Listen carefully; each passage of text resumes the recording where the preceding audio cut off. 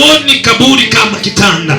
Ayushua, baadhi ya watu waliokuambia tuache iendelee namna inayoendelea walikuwa wanaona kitanda au wanaona kaburi? Usitembee kwa wingi kwa wanachosema, tembea kwa wingi kwa ilichofunuliwa. Ize.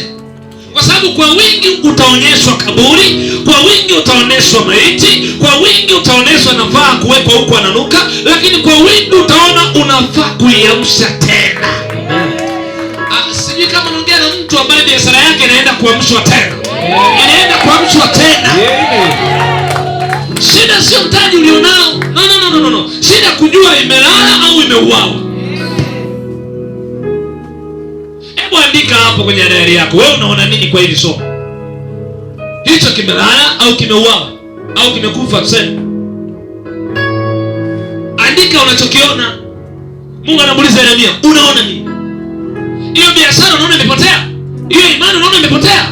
Watoto wako unaona imepotea? Kwa sababu kimaandiko Biblia inaweka wazi ya kwamba wakati watu wanataka kutoa maamuzi juu ya Lazaro, walitoa maamuzi kwa Lazaro kama mtu ambaye amekufa. Lakini Yesu wakati anatoa maamuzi kwa Lazaro, anatoa maamuzi kama mtu aliyelala. Ina maana kutokujua kwa kinachoonekana, kuna kunyima kujua nini ukitende kwa kinachoonekana.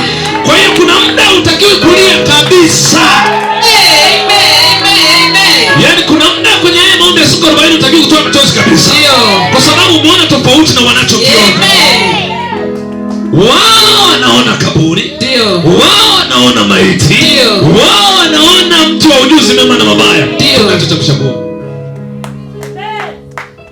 Hauwezi kuelewa haraka mpaka uwe na D zaidi ya 3 au 10. Yaani tunacho cha kuchagua kwenye wanachokiona.